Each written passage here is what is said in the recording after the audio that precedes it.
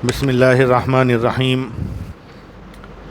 الحمد للہ رب العالمین والصلاة والسلام علی اشرف الانبیاء وافضل المرسلین محمد ابن عبد اللہ الامین وعلی آلہ وصحبہ اجمعین ومن تبعہم باحسان ودعا بدعوتہم الی یوم الدین.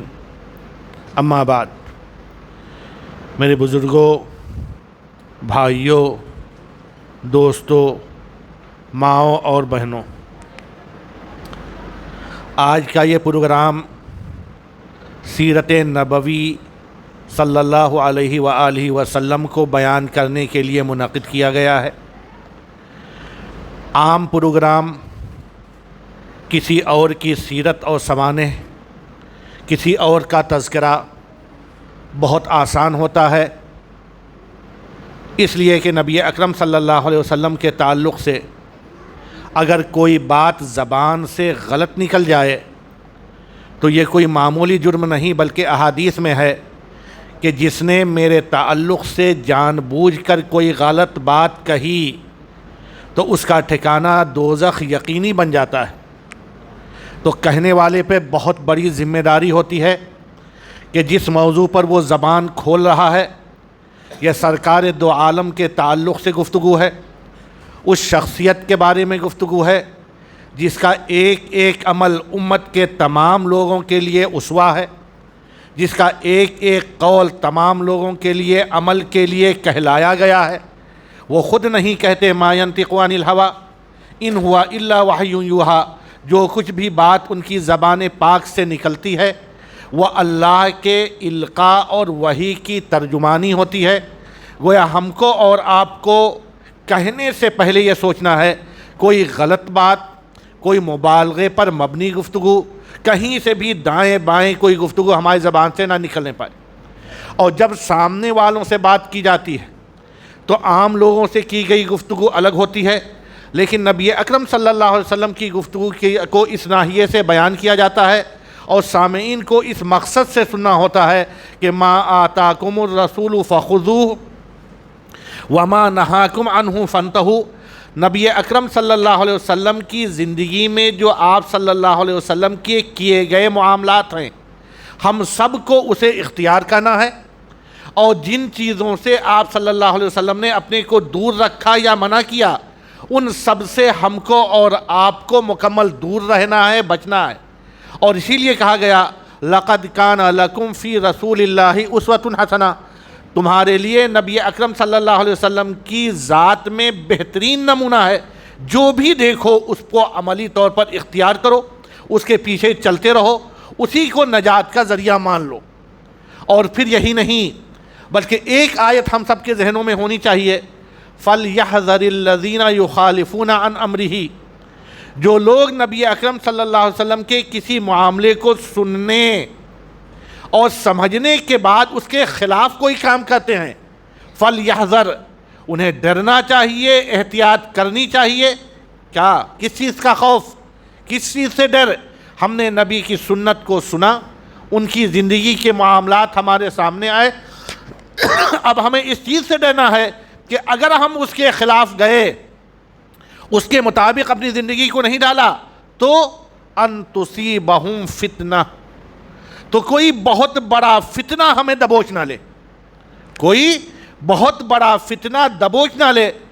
او یصیبہم عذاب علیم، اور اگر دنیاوی فتنے سے ہو سکتا ہے بچ جائیں تو آخرت میں دردناک اور تکلیف دہ عذاب سے تو ڈرنا چاہیے، اس لیے کہ وہاں کوئی بچانے والا نہیں ہوگا.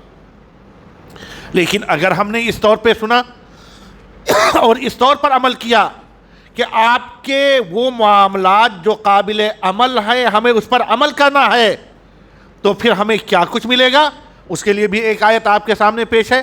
اللہ تعالیٰ فرماتے ہیں قُلْ إِن كُنتُمْ تُحِبُّونَ اللَّهَ فَاتَّبِعُونِي. اللہ تعالیٰ کہہ رہے ہیں کہ اے نبی، آپ اپنی امت کے سامنے یہ بات علانیہ بیان کر دیجئے کہ اگر تمہیں اللہ سے محبت ہے تو میری یعنی رسول اکرم صلی اللہ علیہ وسلم کی اتباع کرو. ان کنتم تحبون اللہ فاتبعونی. ٹھیک ہے بھائی، ہم اتباع کریں گے، پیروی کریں گے، ان کی زندگی پہ چلیں گے، ان سے محبت کریں گے، محبت کے تقاضوں میں عمل کریں گے، مجھے ملے گا کیا؟ سوال ہوتا ہے، یہ دنیا مطلب پرست ہے، یہ دنیا ہر چیز میں فائدہ چاہتی ہے، اور فائدے کا طلب کرنا غلط نہیں، تو ہمیں اس سے کیا ملے گا؟ یحببکم اللہ، اللہ تم سے محبت کرنے لگے گا۔ جب تم رسول کی اتباع، اس کی پیروی کرو گے، اس کے نتیجے میں کیا ہوگا؟ پیروی کرنے والوں سے اللہ تبارک و تعالیٰ خود محبت کرنے لگیں گے۔ چلیے آج ہم نے فیصلہ کیا کہ اللہ کے رسول کی اتباع کرنی ہے، لیکن میری سابقہ زندگی میں بہت غلطیاں، کوتاہیاں، معصیتیں اور گناہ ہوئے ہیں، اس کا بھی کچھ ہے؟ یغفر لکم ذنوبکم، تو اللہ تبارک و تعالیٰ نبی کی اتباع میں ثواب بھی دے گا، اپنی محبت سے بھی نوازے گا، اور آپ کے سابقہ گناہوں کو انشاءاللہ تعالیٰ معاف بھی فرمائے گا۔ لیکن سیرت ہے، جیسے کہ مولانا نے اعلان کیا، مجھے نبی اکرم صلی اللہ علیہ وسلم کی سیرت کے، ہجرت کے پہلو کو، ہجرت کے بعد مدینہ منورہ میں اسلامی معاشرے کی تشکیل، عملی طور پر وہ کیا اقدار، کیا اخلاق ہیں جن کو ہمیں اپنا کر ایک صالح معاشرہ وجود میں لانا ہے، دشمن کی دشمنی کو پیار میں کیسے بدلنا ہے، ان سے مقابلے میں بھی ان کو نقصان پہنچانا مقصود نہیں، بلکہ ان کو اللہ کے قریب لا کر دوزخ کے عذاب سے بچانا مقصود ہے۔ یہ سب کیسے آپ صلی اللہ علیہ وسلم نے کیا، اور ہم کو اور آپ کو یہ چیزیں جان کر اپنی زندگی کو کس طرح سے اس کو نمونہ سمجھتے ہوئے اس کے مطابق ڈھالنا چاہیے۔ لیکن اس سے پہلے ہجرت کا موضوع بہت تفصیلی ہے۔ اس پروگرام کے کنوینر عزیزم احمد عمار نے یہ حکم دیا تھا کہ کل کے پروگرام میں بعض پہلو رہ گئے تھے، عام حزن یعنی رنج و الم کی جو سال نبی اکرم صلی اللہ علیہ وسلم پر گزرے ہیں، اس کے بارے میں گفتگو ہو جائے۔ ابھی آتے وقت ڈاکٹر ادریس صاحب نے بھی حکم دیا کہ معراج کے واقعے کو بھی بیان کر دیا جائے، تو بڑا لمبا موضوع ہے کہ عام الحزن کو بھی بیان کیا جائے، معراج کے واقعات کو بھی بیان کیا جائے۔ اور آپ کو میں بتاتا ہوں، یہ سلسلہ ہجرت کے چوتھے سال سے شروع ہوتا ہے، اور ہجرت 13ویں بعثت کے بعد 13ویں سال میں آپ صلی اللہ علیہ وسلم نے کیا، اور اسلامی معاشرے کی تشکیل میں اگلے 3، 4، 5 سال لگے، تو گویا ہمیں 12 سال کی مدت کو سمیٹنا، 12 سال کی نبی اکرم صلی اللہ علیہ وسلم کی زندگی کو سمیٹنا ہے، اور اس کو اس انداز میں بیان کرنا ہے کہ ہمارے لیے یہ اسوہ کیسے ہو سکتا ہے۔ مثال کے طور پر کسی کے ذہن میں سوال آئے کہ نبی اکرم صلی اللہ علیہ وسلم کی زندگی کا ایک اہم ترین واقعہ معراج تھا، ہمیں نبی اکرم صلی اللہ علیہ وسلم کی سنت پہ عمل کر کے معراج پہ جانا ہے، کیا معراج پہ جانا ممکن ہے؟ کیا معراج پہ جانا ممکن ہے؟ اب ہم کو سیرت کو اس انداز سے سمجھنا ہے کہ وہ کیا پہلو ہیں جو بندوں کو اپنانے ہیں، وہ کیا پہلو ہیں کہ ان واقعات سے ہمیں سبق تو لینا ہے، لیکن ہم رات میں جائیں بیت المقدس اور وہاں سے جنت اور دوزخ اور وہاں سے صبح آ جائیں، یہ دوسرے انبیاء کے لیے ممکن نہیں، دوسرے فرشتوں کے لیے ممکن نہیں۔ تو ہم کو ان سیرت کے واقعات کو کس انداز میں سمجھنا اور اس کے مطابق عمل کرنا ہے، ہمیں اس کا جائزہ لینا ہے۔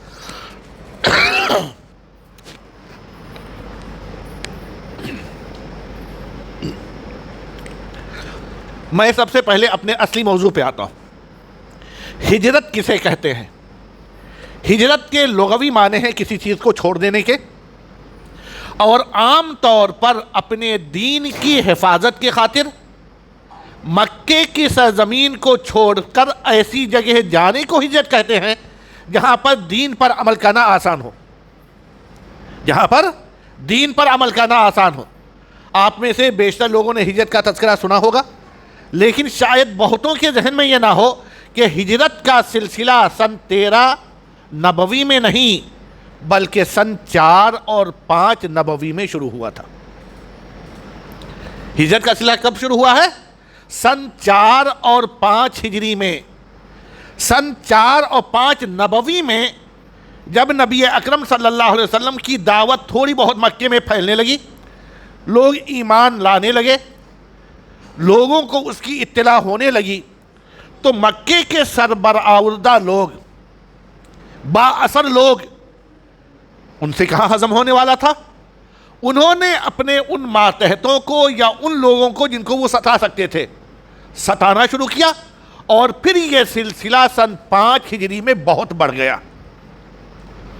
کب بڑھ گیا؟ سن 5 نبوی میں، ہجری نہیں، ذہن میں رکھیے گا، نبوت کے 5ویں سال، یہاں تک کہ نبی اکرم صلی اللہ علیہ وسلم نے کچھ صحابہ کو اجازت دی کہ وہ حبشہ ہجرت کر جائیں، اور سن 5 ہجری میں 12 مرد اور 4 عورتیں پہلی مرتبہ حبشہ کی جانب ہجرت کر کے گئے۔ اور ان ہجرت کرنے والے میں آپ کو تعجب ہوگا، ابھی آپ لوگ نعت سن رہے تھے، سب سے مالدار ترین شخصیت حضرت عثمان غنی رضی اللہ تعالیٰ عنہ اور ان کی اہلیہ اور نبی اکرم صلی اللہ علیہ وسلم کی صاحبزادی حضرت رقیہ بھی شامل تھی۔ جب وہاں گئے تو صورتحال حبشہ میں کچھ بہتر تھی، وہاں پر ان کو ستائے جانا یا اس طرح کے مسائل نسبتاً نہیں پیش آ رہے تھے، لہذا تھوڑا اطمینان کا ماحول ملا۔ لیکن اچانک ایک واقعہ مکے میں پیش آیا کہ خانہ کعبہ میں نبی اکرم صلی اللہ علیہ وسلم تشریف فرما تھے، سورہ نجم کی آیتیں پڑھ رہے تھے۔ سورہ نجم میں آیت سجدہ ہے، میں اسے اس لیے نہیں پڑھ رہا ہوں کہ اگر پڑھیں گے تو ابھی سجدہ آپ سب کے اوپر واجب ہو جائے گا۔ وہ آیت سجدہ جب نبی اکرم صلی اللہ علیہ وسلم نے پڑھا تو اس کی تاثیر، اس کی آواز اور اس کا پیغام ایسا تھا کہ تمام مشرکین خود بخود سجدے پہ آمادہ ہو گئے۔ ایمان نہیں لائے تھے، لیکن اس کی تاثیر، پیغام اور انداز ایسا تھا کہ تمام مشرکین سجدے میں گر پڑے۔ یہ خبر پہنچتے پہنچتے حبشہ میں حضرت عثمان اور دیگر ہجرت کرنے والے صحابہ کو پہنچی، اور اس طور پر پہنچی کہ مکے کے تمام لوگوں نے نبی اکرم صلی اللہ علیہ وسلم کو مان لیا ہے اور اب تو نماز اور سجدے میں بھی ساتھ دینے لگے ہیں، لہذا یہ لوگ وہاں سے واپس آ گئے۔ اس غلط خبر کو سن کر وہاں سے واپس آئے۔ واپس آنے کے بعد یہ اذیت کا سلسلہ، پریشان کرنے کا سلسلہ مزید بڑھتا گیا، یہاں تک کہ سن 6 ہجری میں، سن 6 ہجری نہیں، سن 6 نبوی میں مسلمانوں کا ایک اور بڑا قافلہ، جس میں تقریباً 83 مرد اور 18 عورتیں تھیں، اور اس میں حضرت جعفر طیار، حضرت علی رضی اللہ تعالیٰ عنہ کے بھائی اور دیگر بڑے صحابہ تھے، انہوں نے ہجرت کی، اور وہاں پر وہاں کے بادشاہ نجاشی نے ان کا بہت ہی اچھے انداز میں استقبال کیا، حسن سلوک کیا، خود بھی اسلام لے آئے۔ لیکن اس درمیان قریش کے لوگ چین سے نہیں بیٹھے اور اپنے چند اہم لوگوں کو بھاری بھرکم تحفہ و تحائف کے ساتھ نجاشی کے پاس بھیجا، اور اس مقصد سے بھیجا کہ ان کو واپس لا کر اور ستایا جائے۔ لیکن جب اللہ تبارک و تعالیٰ کو بندوں کی مدد مقصود ہوتی ہے، جب خیر کے راستے کھلتے ہیں، تو ایک چیز تو ذہن میں رکھیے گا، جب ہمارے نبی صلی اللہ علیہ وسلم اتنی اذیتیں جھیل رہے ہیں کہ مکے میں جہاں پیدا ہوئے بڑے خاندان کے آس پاس کے لوگ آپ کے حامی، کچھ حامی، زیادہ تر مخالف، لیکن پھر بھی حیثیت یہ ہے کہ جو امین مانتے تھے، صادق مانتے تھے اور ضرورت پہ کام آنے والا سمجھتے تھے، ہر مشکل میں ان کے پاس مدد کی امید انہی سے رکھتے تھے، اس ذات پر کبھی اونٹ کی اوجھڑیاں ڈالی گئیں، کبھی پتھر اور شیشوں سے وار کیا گیا، کبھی کچھ کیا گیا، لیکن یہ سلسلہ کبھی بھی ابدی نہیں ہوتا۔ یہ سلسلہ کبھی بھی ابدی نہیں ہوتا، ایک دن ضرور آتا ہے کہ اللہ تبارک و تعالیٰ ان کی زندگیوں میں آسانیاں اور رحم و کرم کے دن لاتے ہیں۔ تو حبشہ میں اللہ تبارک و تعالیٰ نے وہاں کے ماحول کو مسلمانوں کے لیے سازگار کیا، نجاشی بھی ایمان لائے اور وہاں کے مسلمانوں کے ساتھ اچھا برتاؤ ہوا۔ وہاں حضرت جعفر رضی اللہ تعالیٰ عنہ نے جب حضرت نجاشی کے سامنے قرآن کی آیتیں، سورہ مریم کی آیتیں پڑھیں اور حضرت عیسیٰ کے تعلق سے اسلامی عقائد بیان کیے، تو وہاں کے پادریوں اور مذہبی رہنماؤں کے آنکھوں سے آنسو جاری ہو گئے، اور سب نے کہا کہ یہ تو بالکل وہی حقیقت ہے جو حضرت عیسیٰ علیہ السلام لے کر کے آئے تھے، اور محمد صلی اللہ علیہ وسلم اسی سلسلے کی ایک زرعی اور سنہری کڑی کے طور پر آخری نبی بن کر کے آئے ہیں، لہذا ہم ان کو ہر طرح کی سہولت دیں گے، انہیں کسی طرح کی پریشانی یا واپسی کے بارے میں سوچ بھی نہیں سکتے۔ سن 6 ہجری میں یہ واقعہ پیش ہوا۔ اب اس کے بعد قریش مکہ کہاں اس پر صبر کرنے والے تھے؟ اس قدر تکلیف، پریشانی اور پلاننگ تو ان کی یہاں تک تھی کہ جب نبی اکرم صلی اللہ علیہ وسلم کے نعوذ باللہ قتل کی پلاننگ کر رہے ہیں تو دیگر ایمان لانے والوں کے بارے میں کیا کچھ سوچا ہوگا۔ اس درمیان نبی اکرم صلی اللہ علیہ وسلم کو جو تعاون آپ کی بیوی حضرت خدیجہ اور آپ کے چچا ابو طالب سے ملی، اس کو اسلام میں کبھی فراموش نہیں کیا جا سکتا۔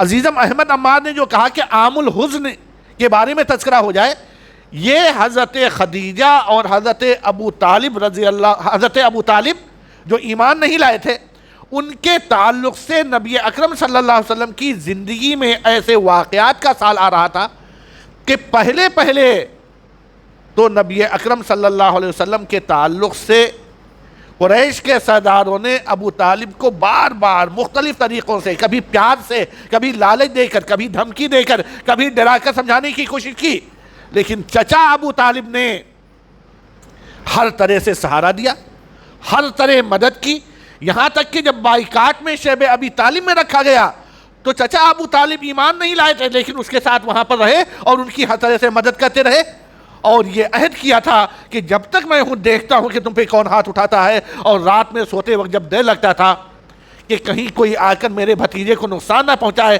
تو اندھیرا ہونے کے بعد خود ان کے بستر پر سو جاتے اور ان کو اپنے بستر پہ سلا دیتے کہ کوئی اگر محمد صلی اللہ علیہ وسلم کو نقصان پہنچانا چاہے تو نقصان مجھے پہنچے، انہیں نہ پہنچے۔ قریش کے سردار ان کے پاس آئے، کہا اے ابو طالب، تم اپنے بھتیجے کے معاملے میں ہمیشہ سامنے آ جاتے ہو، سن لو اب ہمارے صبر کی انتہا ہو گئی، اب ہم مزید برداشت کرنے والے نہیں۔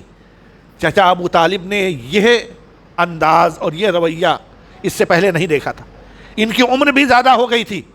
بھتیجے نبی اکرم حضرت محمد مصطفیٰ صلی اللہ علیہ وسلم کو بلاتے ہیں اور کہتے ہیں اپنے اس بوڑھے چچا پر ترس کھاؤ۔ نبی اکرم صلی اللہ علیہ وسلم کی جانب ایک طرف بلغ ما انزل الیک، اللہ کی ہدایت کے جو نازل کیا گیا ہے اسے پہنچانا ہے، اور دوسری طرف چچا کی یہ بے بسی مجبوری میں کی گئی اپیل تھی۔ کیا کرتے؟ آپ صلی اللہ علیہ وسلم خاموشی سے سنتے رہے، اور پھر اس چچا کو، جس نبی نے دشمنوں کو کبھی مایوس نہیں کیا تھا، ان کے مطالبات کو نہیں ٹھکرایا تھا، آج اپنے محسن چچا کو کہتا ہے واللہ قسم واللہ کی، اگر یہ میرے ایک ہاتھ میں سورج اور دوسرے ہاتھ میں چاند رکھ دیں کہ میں اس دین کی دعوت دینا بند کر دوں، تو قسم واللہ کی میں دین کی دعوت دینا بند نہیں کر سکتا جب تک کہ اللہ اسے غالب نہ کر دے یا میری جان جدا ہو جائے۔ اس مخلص چچا کو جب یہ پیغام رسول اکرم صلی اللہ علیہ وسلم کا پہنچتا ہے، وہ قوت، وہ طاقت، وہ ایمانی عظیمت، وہ جذبہ، تو چچا کے اندر بھی حوصلہ ہوتا ہے اور کہتے ہیں اے بھتیجے، تو جو کر رہا ہے کر، میں اپنی ذمہ داریوں سے پیچھے ہٹنے والا نہیں۔ اب یہاں پر ہم سیرت کا ایک واقعہ نہیں سن رہے ہیں، ہم نبی اکرم صلی اللہ علیہ وسلم کی سیرت کو اسوہ بنانے، اپنی زندگی میں نافذ کرنے کا عہد کر رہے ہیں کہ اگر دین کے تعلق سے کبھی کوئی بات آئے گی تو ہمارے سامنے رسول اکرم صلی اللہ علیہ وسلم کا اپنے چچا کو دیا گیا جواب ہے۔ ہم کہتے ہیں ہمارے پرکے یہ کہتے تھے، ہم کیسے چھوڑ دیں اپنے مخلص چچا کو، ہر وقت ساتھ دینے والے، مشکل میں کھڑے رہنے والے، سماج میں کوئی نہیں بچا تھا، اکیلے ابو طالب کی مدد آپ کے ساتھ ہر وقت رہتی تھی، لیکن ان کو بھی کہا کہ آپ بوڑھے ہو گئے ہیں، لیکن میرا پیغام یہ ہے کہ اللہ کی دعوت کی تبلیغ اور حق پر عمل اور اس کا اعلان میرا فریضہ منصبی ہے، میں اسے سمجھوتا نہیں کر سکتا۔ لیکن پھر رجب سن 10 ہجری آتا ہے اور یہ چچا اس جہاں سے رخصت ہو جاتے ہیں۔ جو ڈھال تھے، سب سے بڑا سہارا تھے، اس دنیا سے رخصت ہو جاتے ہیں۔ چند دن اور گزرتے ہیں، رجب کے بعد شعبان اور پھر رمضان آتا ہے، 2-2.5 مہینے کا موقع۔ آپ کی وہ بیوی جو ہر موقع پر آپ کے ساتھ ہمدردی کرتی تھی، یہ وہی آنے کے بعد جب آپ صلی اللہ علیہ وسلم گھبرائے ہوئے تھے، جنہوں نے ڈھارس بندھائی تھی اور کہا تھا آپ اعلیٰ ترین انسانی صفات کے حامل ہیں، مہمان نوازی آپ کرتے ہیں، غریبوں کی مدد آپ کرتے ہیں، مسکینوں کو کھانا آپ کھلاتے ہیں، بوجھل ہونے والے انسان کے بوجھ کو آپ اٹھاتے ہیں، آپ ضائع نہیں ہو سکتے، اور پھر اپنے چچیرے رشتہ دار بھائی ورقہ کے پاس لے جا کر یہ پیغام واضح کروایا تھا کہ یہ اس سلسلہ نبوت کی کڑی ہے جو حضرت عیسیٰ علیہ السلام لے کر کے آئے تھے، وہ بھی رمضان میں جدا ہو جاتی ہے۔ رجب میں چچا کا انتقال، اور رمضان میں اسی 1.5-2 مہینے کے بعد حضرت خدیجہ کا انتقال، اور یہ صورتحال آپ صلی اللہ علیہ وسلم پر اتنی گراں گزرتی ہے کہ مکے میں ابھی زیادہ تر مخالف، وہ جو ہر موقع پر سامنے کھڑے ہو جاتے تھے، چچا ابو طالب اب وہ بھی نہیں رہے، بیوی کی سماجی اور مالی حیثیت جو ان کو اپنے مقاصد میں، دشمنوں کو اپنے مقاصد میں کامیاب نہیں ہونے دیتی تھی، آج وہ بھی اس دنیا سے رخصت ہو گئی۔ اب کیا کریں؟ نبی اکرم صلی اللہ علیہ وسلم اپنے مشن سے غافل نہیں ہوئے، ایک نئی پلاننگ کی۔ مکے کے لوگ تو نہیں سن رہے ہیں، لیکن حق میں تاثیر ہوتی ہے۔ چلو تھوڑا آگے چلتے ہیں۔ وہاں سے نکلے اور طائف کا سفر کیا۔ طائف تقریباً 10 دن تک دعوت دیتے رہے، اور طائف کے بارے میں آپ صلی اللہ علیہ وسلم کے ذہن میں تھا کہ یہ وہ سرزمین ہے جو حضرت یونس علیہ السلام کی سرزمین کہلاتی ہے، وہاں ہمیں انشاءاللہ مدد ملے گی۔ لیکن جب وہاں جاتے ہیں تو وہاں کے اوباش، شرارتی بچے کچھ اس طور پر ستاتے ہیں کہ آپ صلی اللہ علیہ وسلم لہو لہان ہو جاتے ہیں، چکر آنے لگتا ہے، جسم سے خون بہہ رہا ہوتا ہے، اور وہ لمحہ بھی آتا ہے کہ یہ صورتحال اللہ تبارک و تعالیٰ جب دیکھتے ہیں تو فرشتوں کو بھیجتے ہیں اور کہتے ہیں جاؤ محمد صلی اللہ علیہ وسلم سے کہو کہ اے محمد، میں نے تمہاری حالت اور اس قوم کی حرکتوں کو دیکھ لیا ہے، بس آپ کی اجازت چاہیے، اگر آپ اجازت دے دیں تو اس قوم کو ان دونوں پہاڑوں کے بیچ مسل کر رکھ دیں۔ لیکن یہ نبی رحمت للعالمین تھے، یہ نبی اس لیے نہیں آئے تھے کہ جو دشمن ہے اس کو ختم کر دیا جائے، یہ اس لیے آئے تھے کہ سب کو اللہ کا نام لیوا بنا دیا جائے۔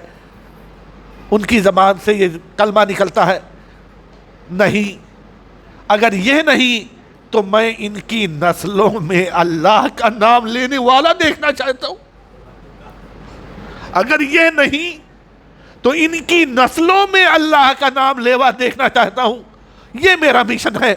اور پھر وہاں سے واپس آتے ہیں۔ یہ تمام واقعات اللہ تبارک و تعالیٰ سے زیادہ کون جان سکتا تھا۔ چچا کا انتقال، مونس و ہمدرد بیوی جس دنیا سے رخصت ہو گئی، بڑی امیدوں سے طائف کا سفر کیا تھا، وہاں کا بھی جو رزلٹ آیا امید کے برخلاف بالکل الٹا۔ اللہ تبارک و تعالیٰ کو نوازنا تھا اپنے سب سے محبوب بندے کو، لہذا اللہ تعالیٰ فیصلہ فرماتے ہیں کہ اس بندے کو وہ چیز عطا کی جائے جو آج تک کسی بھی نبی اور رسول کو نہیں دی گئی، یعنی آپ کو مکے کی سرزمین میں حضرت ام ہانی کے گھر میں حضرت جبرائیل امین علیہ السلام براق لے کر کے پہنچتے ہیں اور کہتے ہیں اللہ نے آپ کو معراج کے لیے اپنے پاس بلایا۔ سفر معراج کے لیے آپ صلی اللہ علیہ وسلم ان کے گھر سے نکلتے ہیں، خانہ کعبہ میں براق کو حضرت جبرائیل باندھتے ہیں، آپ صلی اللہ علیہ وسلم 2 رکعت نماز پڑھتے ہیں، اور پھر براق پر سوار ہو کر حضرت جبرائیل کے ساتھ بیت المقدس اس سرزمین پہ پہنچتے ہیں جو انبیاء کی سرزمین ہے، جو اس سے پہلے ایمان و یقین کی سرزمین تھی، اور وہاں پر اب تک آئے ہوئے تمام انبیاء کو اللہ تبارک و تعالیٰ بھیج کر نبی اکرم صلی اللہ علیہ وسلم کے ذریعے نماز کی امامت میں ان کو مقتدی بنا کر گویا یہ اعلان کرتا ہے کہ آپ لوگ اس علاقے میں نبی تھے، لیکن اب آپ تمام لوگ جہاں جہاں بھی تھے ان تمام جگہوں کے نبی حضرت محمد مصطفیٰ صلی اللہ علیہ وسلم ہیں، اور آج یہ امامت کریں گے آپ تمام مقتدی، یہ امام اور بقیہ تمام آپ لوگ ان کے تابع۔ اور پھر حضرت جبرائیل نماز پڑھنے کے بعد وہاں سے نبی اکرم صلی اللہ علیہ وسلم کو معراج کی آخری منزلوں تک لے جاتے ہیں، آسمانوں کی سیر کراتے ہیں، مختلف انبیاء سے ملاقات کرواتے ہیں، دوزخ و جنت میں دیکھتے ہیں کہ اللہ کے نیک بندوں کو کیا انعام مل رہا ہے اور اللہ کے فسادی اور نافرمان بندوں کو کیا کیا سزائیں مل رہی ہیں۔ کبھی موقع ملے تو معراج کے واقعے کو پڑھیے گا کہ وہاں پر مختلف آسمانوں پر کون کون سے انبیاء ملے، ان سے کیا گفتگو ہوئی، وہاں پر نبی اکرم صلی اللہ علیہ وسلم کے ساتھ کیا واقعات پیش آئے، جب دوزخ کی سیر کرائی گئی تو کس جرم کی سزا کس انداز میں دی جا رہی تھی، اور پھر اس کے بعد ہم اور آپ معراج پہ تو نہیں جا سکتے لیکن ان چیزوں کو دیکھ کر پڑھ کر ان جرائم سے بچتے ہوئے اس طرح کے عذاب سے بچنے کا عہد کریں۔ یہ معراج کے واقعے کی پڑھنے کی ہماری اور آپ کی ذمہ داری بنتی ہے۔ اور پھر جب وہاں سے آنے لگے تو اللہ تبارک و تعالیٰ نے 50 نمازوں کا ایک عظیم تحفہ پیش کیا کہ جائیے، اور اس کے جو اجر و ثواب ہیں وہ آپ لوگ قرآن و حدیث اور مختلف پروگراموں میں سنتے رہتے ہیں۔ نبی اکرم صلی اللہ علیہ وسلم 50 نمازوں کے ساتھ واپس آتے ہیں، درمیان میں حضرت موسیٰ علیہ السلام سے ملاقات ہوتی ہے، پوچھتے ہیں اللہ نے کیا دیا، کہتے ہیں 50 نمازوں کا تحفہ عطا کیا ہے۔ حضرت موسیٰ علیہ السلام کہتے ہیں آپ کی امت 50 نمازیں نہیں پڑھ پائے گی، جائیے اللہ سے رعایت کی درخواست کیجیے۔ آپ صلی اللہ علیہ وسلم جاتے ہیں، پھر آتے ہیں، پھر حضرت موسیٰ علیہ السلام ملتے ہیں، پھر مشورہ دیتے ہیں اور کم کرائیے اور کم کروائیے اور کم کروائیے، یہاں تک کہ اللہ تبارک و تعالیٰ نے 50 کی جگہ 5 نمازیں فرض کی اور یہ فرما دیا کہ اب اس سے کمی کی امید تو نہیں، لیکن نمازیں 5 ہی ہوں گی لیکن اجر و ثواب 50 کا ملے گا۔ نمازیں 5 ہی ہوں گی لیکن اجر و ثواب کتنا ملے گا؟ 50 کا پورا 50 کا ملے گا۔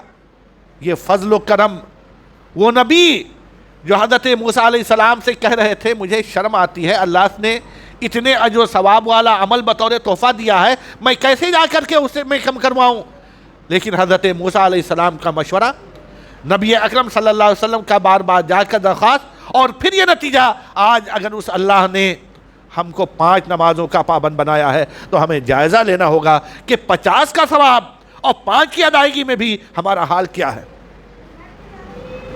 ہم کہاں جا رہے ہیں، کس روش پہ ہیں، اور ہم کو نماز کا پابند نہیں کیا گیا، اقامت صلاۃ کا پابند کیا گیا۔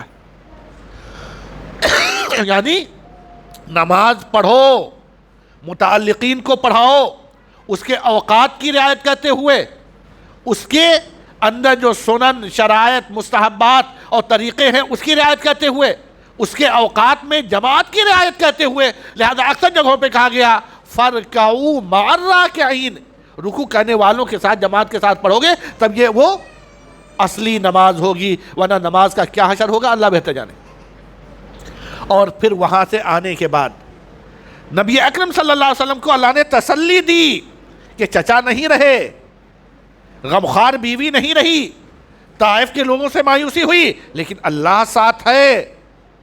انبیاء کا وہاں پر جنت میں آپ نے مشاہدہ کیا کہ کس طرح انبیاء کے ساتھ ان کے ماننے والے بھی ہیں، اور بعض وہ انبیاء بھی ہیں جن کے ساتھ 2-3، اور بعض تو ایسے بھی ہیں جن کے ساتھ کوئی نہیں، لہذا مجھے اپنے مشن سے غافل نہیں ہونا ہے۔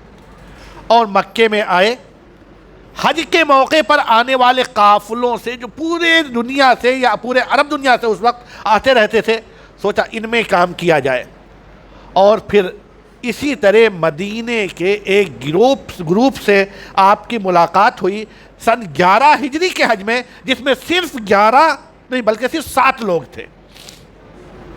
ان سے بات ہوئی، آپ صلی اللہ علیہ وسلم نے اپنا پیغام پیش کیا، انہوں نے اس کو قبول کیا، آپ صلی اللہ علیہ وسلم نے انہیں تعلیم اور نصیحت کرنے کے بعد بھیجا اور اپنی بات کو دوسروں تک پہنچانے کی تلقین کی، یہاں تک کہ سن 12 نبوی میں جب دوبارہ حج کا موقع آتا ہے تو مدینہ منورہ سے اب تقریباً 12 افراد آتے ہیں، تقریباً 12 یا 21 افراد، ہمیں افراد کی تعداد میں تھوڑا شبہ ہو رہا ہے کہ کتنے لوگ آتے ہیں، یعنی پہلے 7 تھے، اب 12 یا اس سے تعداد کچھ اور بڑھ گئی۔ ان کو بھی بات کرتے ہیں، ان کے سمجھ میں بھی بات آتی ہے، اور پھر یہ واپس جاتے ہیں، اور پھر نبوت کے 13ویں سال ہجرت سے 1 سال پہلے جب لوگ آتے ہیں تو اب آنے والوں کی تعداد 70 سے زیادہ ہوتی ہے۔ اسے بیعت عقبہ ثانیہ کہا جاتا ہے، بیعت عقبہ ثانیہ۔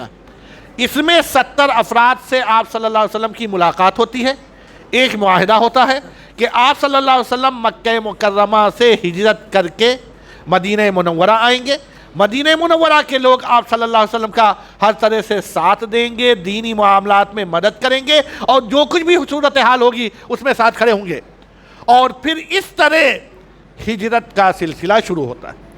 میں بہت مختصر انداز میں چل رہا ہوں چونکہ وقت زیادہ ہو رہا ہے اور موضوعات کو بہت زیادہ سمیٹنا تھا۔ عام حزن، اس کے بعد کے واقعات، معراج کے واقعات کو میں نے لیا، اب اس کے بعد ہم یہاں آتے ہیں۔ ہم اور آپ جانتے ہیں ہجرت کے واقعے سے پہلے، ہجرت نبی اکرم صلی اللہ علیہ وسلم کی جب شروع ہوتی ہے، اس سے پہلے مکے کی صورتحال اتنی زیادہ کشیدہ ہوتی ہے، دشمن اس حد تک انتقام پر اور اس دین کے نہ پنپنے دینے کا عہد کرتے ہیں کہ اپنے پارلیمنٹ میں جمع ہو کر تمام قبائل کے لوگ طے کرتے ہیں آج رات میں محمد صلی اللہ علیہ وآلہ وسلم کے گھر پر سب لوگ مل کر دھاوا بولیں گے اور نبی اکرم صلی اللہ علیہ وسلم کا کام تمام کر دیں گے، یہاں تک کہ ان کی نظر میں یہ فتنہ ہمیشہ کے لیے ختم ہو جائے، یہاں تک کہ ان کی نظر میں یہ فتنہ ہمیشہ کے لیے ختم ہو جائے۔ لیکن اللہ تعالیٰ کیا کہہ چکے تھے؟ بلغ ما انزل الیک من ربک، اپنے رب کی طرف سے نازل پیغام کو عام کیجئے۔ فَإِن لَمْ تَفْعَلْ، اگر آپ ایسا نہیں کر سکے، فَمَا بَلَّغْتَ رِسَالَتَهْ، تو آپ نے رسول ہونے اور تبلیغ کے حق کو ادا نہیں کیا۔ اور سن لیجئے، وَاللَّهُ يَعْصِمُكَ مِنَ النَّاسِ، اللہ آپ کو لوگوں سے بچائے گا، چاہے جو سازش کر لیں، چاہے جو طریقے اپنا لے، اللہ نے حفاظت کی ضمانت دی تھی۔ وہ لوگ آتے ہیں، نبی اکرم صلی اللہ علیہ وسلم اپنے گھر پر ہیں، باہر نہیں ہے، گھر کو گھیر لیتے ہیں۔ آپ صلی اللہ علیہ وسلم اپنے گھر سے نکلتے ہیں، ایک آیت پڑھتے ہیں اور ہاتھ میں مٹی کو یوں پھینکتے ہیں اور آپ صلی اللہ علیہ وسلم کو کوئی دیکھ نہیں پاتا۔ اب یہ تدبیر بتاتی ہے ہم مسلمان ہیں، اللہ تعالیٰ وعدہ کر چکے ہیں حفاظت کریں گے، لیکن تدبیر اختیار کرنا بندوں پہ ضروری ہے، تدبیر کا اختیار کرنا بندوں پہ ضروری ہے۔ یہ نہیں اللہ نے وعدہ کیا ہے انتم الاعلون، تم تو سر بلند رہو گے، ہاتھ پہ ہاتھ رکھ کے رہو، اللہ تعالیٰ کوئی شکل پیدا کرے نہ۔ نبی اکرم صلی اللہ علیہ وسلم کے اس واقعے میں دیکھیے گا دو پہلو ہیں، ایک طرف تدبیر اختیار کرنا، آپ نکلتے ہیں، حضرت ابوبکر صدیق کے پاس جاتے ہیں، ان سے کہتے ہیں کہ اب ہمیں ہجرت پہ جانا ہے، حضرت ابوبکر صدیق رضی اللہ تعالیٰ عنہ تیار ہوتے ہیں اور پھر وہاں سے نکل کر مدینے کے عام راستے کو چھوڑتے ہیں، بالکل اس کے الٹے راستے پر جاتے ہیں جہاں پر مدینے جانے والا اس طرف جانے کی سوچ ہی نہیں سکتا، کہ بالکل الٹا سم، اور جا کے غار ثور میں پناہ لیتے ہیں، غار ثور میں پناہ لیتے ہیں۔ اب دیکھیے گا تدبیر گھر سے نکل آئے کہ گھر پہ یہ ہمیں مارنے کے لیے جمع ہوئے ہیں، ہمیں گھر پہ نہ پائیں، مدینے جانا ہے چونکہ پہلے بہت سارے لوگ جا چکے ہیں اور آپ صلی اللہ علیہ وسلم کی اگر تلاشی ہوگی تو قریش مدینے کے راستے میں تلاش کریں گے، لہذا آپ جانا وہی ہے، لیکن پہلے اس کے الٹے راستے پہ جا کر غار ثور میں پناہ لیتے ہیں اور 3 دن وہاں رکتے ہیں تاکہ اس طرف لوگوں کا ذہن نہ جائے، یعنی تدبیر اور طریقہ کار اختیار کرنا ہے۔ لیکن اللہ نے کہا تھا واللہ یعصمک من الناس، بندوں کو یہ دکھانا ہے کہ اس پر بھی ایمان ہے، یقین ہے یا نہیں، تو حضرت علی کو اپنے بستر پر چھوڑ کے جاتے ہیں اور کہتے ہیں یہ لسٹ لے لو، اس میں ان لوگوں کے نام لکھے ہیں جنہوں نے میرے پاس امانتیں رکھوائی تھی۔ صبح اٹھنا، اور جب صبح اٹھے تو دیکھتے ہی کفار و مشرکین نے سمجھا محمد ہیں، اٹھ رہے ہیں اپنے بستر سے، لیکن جب اٹھ کر سامنے آتے ہیں پتہ چلا محمد نہیں، علی۔ کون ہے؟ حضرت علی۔ اور کیوں؟ اس لیے کہ قوم نے انہیں امین مانا تھا نبی اکرم صلی اللہ علیہ وسلم کو، اس امین کے تعلق سے امانت کی ادائیگی کے بارے میں کوئی غلط فہمی نہ ہو اور کہتے ہیں فلاں فلاں کی امانتیں ہیں، یہ محمد صلی اللہ علیہ وسلم نکلنے سے پہلے دے گئے ہیں، جس کی جو امانت ہو مجھ سے لے لے۔ غار ثور میں جاتے ہیں، وہاں پر آپ صلی اللہ علیہ وسلم کی شادی حضرت ام سلمہ سے نہیں، حضرت سودا سے ہو چکی ہوتی ہے۔ حضرت عائشہ سے رشتے کی بات ہوتی ہے لیکن رخصتی نہیں۔ آپ صلی اللہ علیہ وسلم مدینے جانا ہے تو وہاں پر بھی ایک شخص کو گائیڈ متعین کرتے ہیں، اور وہاں سے نکلنے کے بعد اپنی اونٹنی کو اس گائیڈ کے حوالے کرتے ہیں اور کہتے ہیں 3 دن کے بعد میں غار ثور سے نکلوں گا اور مدینے کے راستے پہ جانا ہے اور تم مجھے لے کر کے جاؤ گے، اور اس درمیان ہماری مائیں اور بہنیں موجود ہیں۔ جو لوگ غار ثور دیکھ کر آئے ہیں وہ جانتے ہیں کتنی بلندی پہ ہے۔ میں خود جب گیا تھا تو لگاتار چڑھتے ہوئے اوپر تک بلندی تک پہنچ جاؤں نہیں کر سکا، 2 دفعے بیچ میں بیٹھنا پڑا تھا۔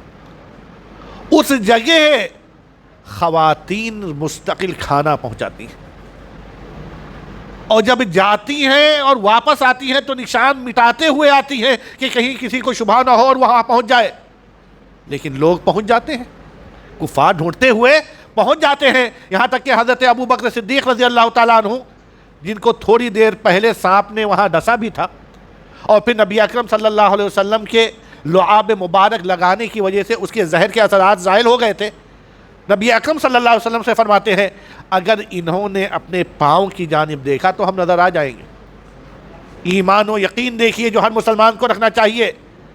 نبی اکرم صلی اللہ علیہ وسلم کہتے ہیں ما ظنکم باثنین، اے ابو بکر تم ان 2 کے بارے میں کیا سوچتے ہو؟ اللہ ثالثہما، جس کا تیسرا اللہ ہے۔ اور نتیجہ یہ ہوتا ہے کہ وہ وہاں تک پہنچنے کے بعد لوٹ آتے ہیں اور ان کی نظر نہیں پڑتی، شبہ بھی نہیں ہوتا کہ یہی سامنے والے غار میں نبی اکرم صلی اللہ علیہ وسلم اور حضرت ابو بکر صدیق رضی اللہ تعالیٰ عنہ چھپے ہوئے۔ قریش پریشان، کیا کیا جائے، کیسے کیا جائے؟ اور یہ تاریخ جو اپنے گھر سے نکلنے کی تھی یہ 26 یا 27 سفر کی تھی۔ 3 دن تک غار حرا میں رہے، یعنی پہلی ربیع الاول کو پھر اس غار سے مدینے کے لیے نکلے، 8 ربیع الاول کو قباء میں پہنچے، اور 12 ربیع الاول کو نبی اکرم صلی اللہ علیہ وسلم مدینے پہنچتے ہیں۔ آپ میں سے کتنے لوگ جانتے تھے کہ نبی اکرم صلی اللہ علیہ وسلم 12 ربیع الاول کو مدینے پہنچے؟ کسی ذہن میں ہے؟ عام طور پر کم ہوتا ہے۔ کیوں؟ اس لیے کہ بعض واقعات کو اتنا بڑھا چڑھا کے پیش کر دیا جاتا ہے کہ ہمارے ذہنوں سے حقیقت نکل جاتی ہے۔ نبی اکرم صلی اللہ علیہ وسلم نے اس دنیا کو الوداع کس دن کہا؟ 12 ربیع الاول کو۔ نبی اکرم صلی اللہ علیہ وسلم مدینے میں حضرت ابو ایوب انصاری کے گھر پہ اپنی سواری رکنے کے بعد جب ان کے گھر میں داخل ہوتے ہیں، وہ کیا تاریخ ہوتی ہے؟ 12 ربیع الاول۔ اور آپ کو معلوم ہے پھر ہجرت کے نام پر جب حضرت عمر رضی اللہ تعالیٰ عنہ نے کیلنڈر کو ترتیب دیا، جب ترتیب دیا تو بہت اچھا تھا۔ نبی اکرم صلی اللہ علیہ وسلم کی یوم پیدائش بھی 12 ربیع الاول ہے۔ کیا مشہور ہے؟ 12 ربیع الاول یوم پیدائش ہے۔ ہجرت کی تاریخ بھی ہے۔ کیلنڈر کس نام سے بن رہا ہے؟ ہجری کیلنڈر کے نام سے۔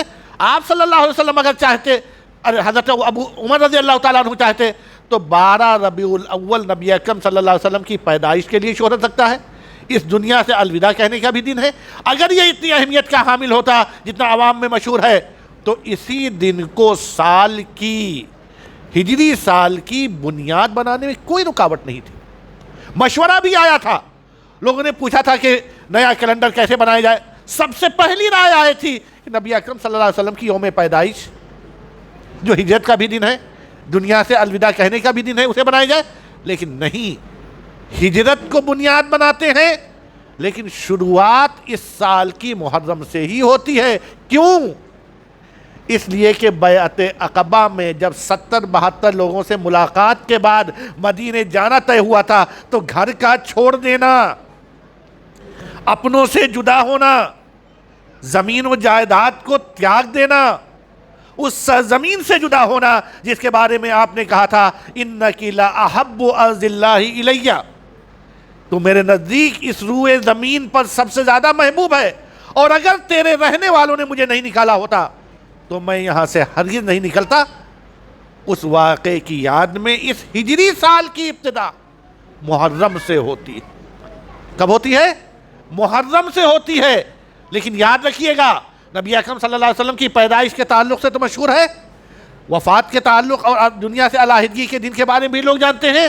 ہجرت جس دن مکمل ہوئی ہے، مدینے پہنچے ہیں، وہ 12 ربیع الاول کی تاریخ تھی، اور اس طرح آپ صلی اللہ علیہ وسلم وہاں پہنچتے ہیں۔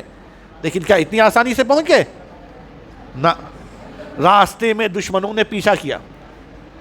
حضرت سراقہ جو اس وقت ایمان نہیں لائے تھے، بعد میں ایمان لائے، وہ اپنے گھوڑے سے تیز رفتاری کے ساتھ پیچھا کیے جا رہے ہیں، اور قریب ہے کہ قریب آ کے بغل میں پہنچ جائے، لیکن اللہ نے حفاظت کی ذمہ داری دی ہے، لیکن تدبیر کے بعد۔ حفاظت تو ہے لیکن تدبیر۔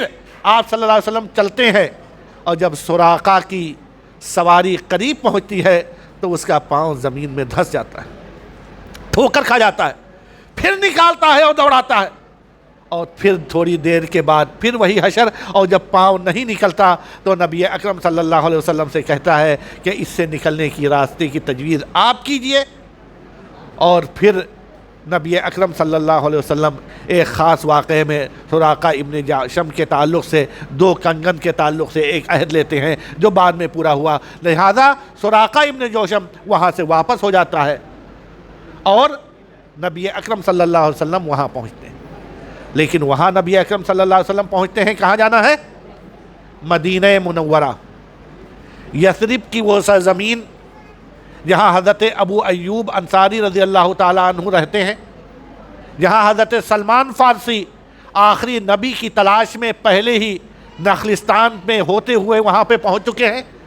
لیکن وہاں نہیں، 8 ربیع الاول کو قباء میں رک جاتے ہیں۔ کہاں پر؟ قباء میں۔ قباء میں ایک مسجد ہے، آپ تمام لوگوں نے جو بھی گئے ہوں گے انہیں پتہ ہوگا، اس مسجد میں 2 رکعت نماز پڑھنے پر کیا ثواب ملتا ہے؟ عمرے کے برابر ثواب ملتا ہے۔ وہاں پہنچ رہے ہیں، ابھی منزل 2-3 دن کی دوری پہ ہے، اور وہاں پہنچ کر ایک مسجد کی بنیاد رکھتے ہیں، اس لیے کہ مسلمان کی پہلی ذمہ داری نماز، مسجدوں کا قیام، اللہ کے دین کی فکر، اس کے نفاذ کا جذبہ، اور مسجد صرف نماز کی جگہ نہیں بلکہ پورے نظام حیات کو ایک منظم پلاننگ کے ساتھ چلانے کا ایک بہترین ذریعہ، لہذا وہاں بناتے ہیں، اور وہ پہلی مسجد ہے جسے تقوی کی بنیاد پر بنانا قرآن نے تسلیم کیا، اور کہا لَمَسْجِدٌ أُسِّسَ عَلَى التَّقْوَى مِنْ أَوَّلِ يَوْمٍ۔ تو پہلے 8 تاریخ کو پہنچ کر وہاں مسجد بناتے، اور پھر مدینہ منورہ اپنے اس مرکز پہ پہنچتے ہیں جہاں پر آپ کو جانے کا حکم ہے، اور جس کے ذریعے اسلام کے بکھرے ہوئے لوگوں کو جمع کر کے ایک طاقت عطا کرنا، جس کے ذریعے اسلام کو قوت و طاقت عطا کر کے پھر شوکت عطا کر کے اسلام کو پوری دنیا پہ پھیلانا مقدر تھا، اور وہاں پر پہنچتے ہیں حضرت ابو ایوب انصاری کے گھر پر۔ آپ کی سواری خود بخود جب رک جاتی ہے تو آپ وہاں مہمان ہوتے ہیں، لیکن فکر آئے ہیں، مستقل قیام تو یہاں ہوگا، یہاں نماز کہاں پڑھیں گے؟ یہاں کا مرکز کیا ہوگا جہاں صحابہ کرام سے گفتگو ہوگی؟ یہاں کا وہ مرکز کون سا ہوگا جہاں کچھ اہل صفا جمع ہو کر دین کے لیے اپنی زندگی کو وقف کر کے صفا نامی چٹان پہ بیٹھیں گے؟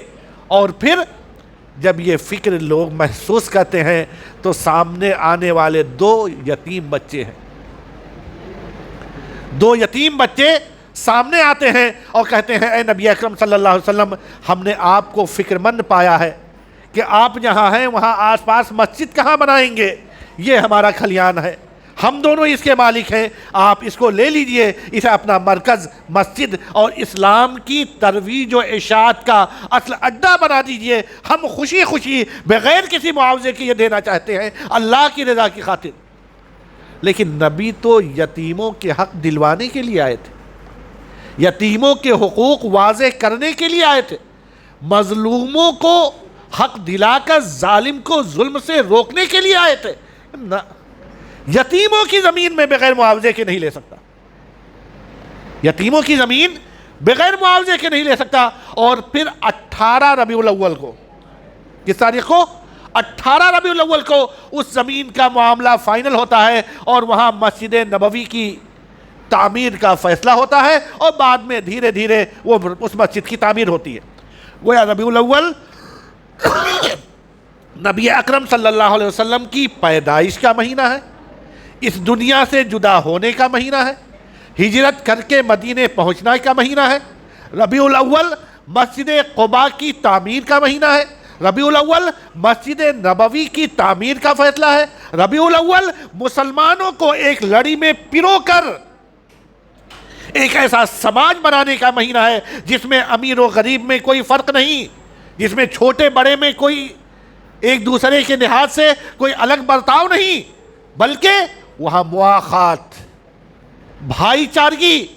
مدینے سے آپ رہنے والے ہیں, آپ کے پاس زمینیں ہیں, آپ کے پاس کاشت کی جگہیں ہیں, آپ کے پاس کھجور کے باغات ہیں, اور مکے سے آنے والے مہاجر ہیں, اپنا گھر چھوڑ کے آئے ہیں, اپنی زمین و جائیداد چھوڑ کے آئے ہیں, اپنے کاروبار کو خیر بات کہہ کے آئے ہیں. کیسے یہ سماج آباد ہوگا؟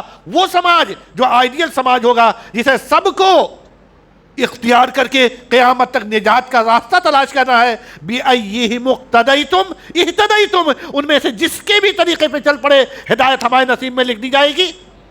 ان کے درمیان بھائی چارگی کا وہ ماحول بنایا جاتا ہے کہ جو مہاجر آئے ہیں ان کو انصار کے باحیثیت لوگوں سے بھائی چارگی قائم کرائی جاتی ہے, ان کی ضروریات کا انتظام ہوتا ہے. جو کاروباری فن جانتے ہیں انہیں مارکیٹ دکھا کر انہیں کاروبار سکھایا جاتا ہے, جو دیگر ضرورتوں کے حامل ہیں ان کی ضرورتیں پوری کی جاتی ہیں, اور اس طرح سے اسلامی معاشرے کی تشکیل کا آغاز ہوتا ہے. وہ تشکیل جس میں سب سے پہلی بنیاد سچائی, حق گوئی, حق بازی, شہادت حقہ, جھوٹ نہ بولنا, اور کہا جاتا ہے اجتنبوا قول الزور, جھوٹ بولنے سے بچنا. اور اس سے پہلے آپ کو پتا ہے جہاں پہ اجتنبوا قول الزور کہا گیا ہے اس سے پہلے کیا آیت ہے؟ بت پرستی سے بچنا اور جھوٹ بولنے سے بچنا. نبی اکرم صلی اللہ علیہ وسلم کو بچپن سے لوگ صادق مانتے تھے. اب سچائی کا دور, مارکیٹ جا رہے ہیں, لوگوں کے بوروں کے اندر ہاتھ ڈال رہے ہیں, ٹھیک ہے بہت اچھا, ارے آج تو بارش ہوئی تھی, تمہارا سامان اوپر سوکھا کیسے ہے؟ ہاتھ اور نیچے تک لے گئے. اچھا تم نے بھیگا ہوا حصہ نیچے چھپایا ہے تاکہ تولنے میں تو وہ آئے لیکن دیکھنے میں سوکھا والا آئے اور لوگ تمہارے مال کو خریدیں. سن لو, جس اسلامی معاشرے کی تشکیل کے لیے میں آیا ہوں اس کی بنیاد کیا ہے؟ من غشنا فلیس منا. جو مجھے دھوکہ دے گا, جو کسی مسلمان کے ساتھ فراڈ کرے گا, بے ایمانی کرے گا, وہ چاہے جتنا نام لے اسلام کا, اللہ اور رسول کا, وہ میرے امتی کہلانے کا حق نہیں رکھتا. اور پھر پورے سماج میں یتیم, بیوہ, مظلوم, ہر ایک کی مدد کا وہ جذبہ جو اسلام سکھاتا ہے. شاید میں وقت کافی لے چکا ہوں, اب مزید وقت نہیں لوں گا, لیکن میں امید کرتا ہوں کہ آپ لوگوں کی جو خواہش تھی اس کے مطابق بہت مختصر انداز میں نے تمام چیزوں کو سمیٹنے کی کوشش کی. اللہ تبارک و تعالیٰ اگر یہ چیز میرے زبان سے نکلی ہے تو اس کا بھی مجھے اجر و ثواب عطا فرمائے, اس کے عملی پہلوؤں کو میری زندگی میں بھی پیدا فرمائے. اور آپ تمام لوگ بھی ذہن میں رکھیے کہ ہم عام سیرت کے جلسوں میں جائیں اور سیرت نبوی کے جلسوں میں جائیں, یہ فرق ہے. سیرت نبوی میں ہم جو واقعات سنیں اسے اپنانا ہوگا. سیرت کے جلسے بہت ہوتے ہیں, مسجدیں بہت ہیں, لیکن تقوی کی بنیاد پر جو مسجد بنائی گئی وہ مسجد قباء آج تک اسی نام سے مشہور. کوئی بھی مدینے جاتا ہے 2 رکعت نماز کے لیے جانا ضرور چاہتا ہے. اسی لیے ہم اگر یہ جلسے کریں تو اپنی نیت کو صاف کریں. ہم آئیں تو یہ عہد لے کر کے آئیں کہ اے اللہ, تو اس کے بعد ہماری زندگی میں نبی کی سنت کو پیدا فرمانے. اب میں اخیر میں ایک بنیادی چیز جو میں اپنی طور پہ بہت سے لوگوں کی, آپ کی بات کو میں نے پیش کی, احمد کی بات کو پیش کی, جو موضوع دیا گیا, کچھ اپنی بات پیش کرتا ہوں. نبی اکرم صلی اللہ علیہ وسلم کی تاریخ پیدائش پہ ہم یہاں جمع ہوتے ہیں. کیا تاریخ پیدائش عبادت, خصوصی اجتماع, اور یادگاری کے طور پر منانا چاہیے یا نہیں منانا چاہیے؟ ہم نے دیکھا ہے کہ اسلام میں جو بھی اہم دن ہیں ہر ایک کے بارے میں قرآن میں یا حدیث میں ضرور ملتا ہے۔ مثال کے طور پہ اشہر حج محترم مہینے ہیں، شوال، ذوالقعدہ، ذی الحجہ۔ قرآن میں کہا گیا الحج اشہر معلومات، اشہر حرم محترم مہینے جن میں لڑائی جھگڑا ظلم و زیادتی نہیں کی جاتی، اس کے بارے میں بھی ہے منہا اربعۃ حرم۔ اللہ نے سال کو 12 مہینوں میں تقسیم کیا جن میں 4 محترم مہینے ہیں، اس کا بھی تذکرہ ہے۔ پھر فضیلت کے مہینے آتے ہیں، رمضان کا مہینہ شہر رمضان الذی انزل فیہ القرآن ہے۔ پھر اس کے بعد ذی الحجہ کے 10 دن آتے ہیں، والفجر ولیال عشر، اور حدیثیں بھرمار ہیں۔ یوم عرفہ آتا ہے، صیام یوم عرفہ احتسب علی اللہ ان یکفر السنۃ الماضیۃ والباقیہ۔ حدیث میں آپ صلی اللہ علیہ وسلم نے صاف فرمایا کہ یوم عرفہ کے روزے کا یہ ثواب ملتا ہے۔ پھر اسی طرح جمعے کا دن کیا ہے؟ سید الایام ہے۔ ایام تشریق جو بقرعید کے بعد کے دن ہیں اس میں ایام اکل و شرب و ذکر حدیث ہے۔ جمعے کا دن سید الایام ہے۔ اوقات اسی طرح جتنے بھی دن فضیلت کے ہیں ان سب کا تذکرہ ہے، لیکن یوم پیدائش کا تذکرہ قرآن میں حدیث میں ایک بڑی تاریخ ہونے کے باوجود الگ سے نوعیت نہیں۔ یعنی اگر ہم اس دن کو مانتے ہیں تو اس جذبے کے ساتھ مانیں گے کہ اس شخصیت کی سنت کو اپنے اندر انشاءاللہ اپنائیں۔ ٹھیک ہے، اگر یہ نہیں ہے تو اب دیکھیں کیا اس دن کا تعلق احادیث میں کہیں ضمناً کبھی آیا ہے، کہیں ملتا ہے؟ نہیں ملتا ہے؟ ملتا ہے۔ کیسے ملتا ہے؟ نبی اکرم صلی اللہ علیہ وسلم نے 2 دنوں کے روزے کا ہر ہفتے میں حکم دیا، پیر اور جمعرات کے دن کا، کہ ان دنوں کے روزے مسنون ہیں۔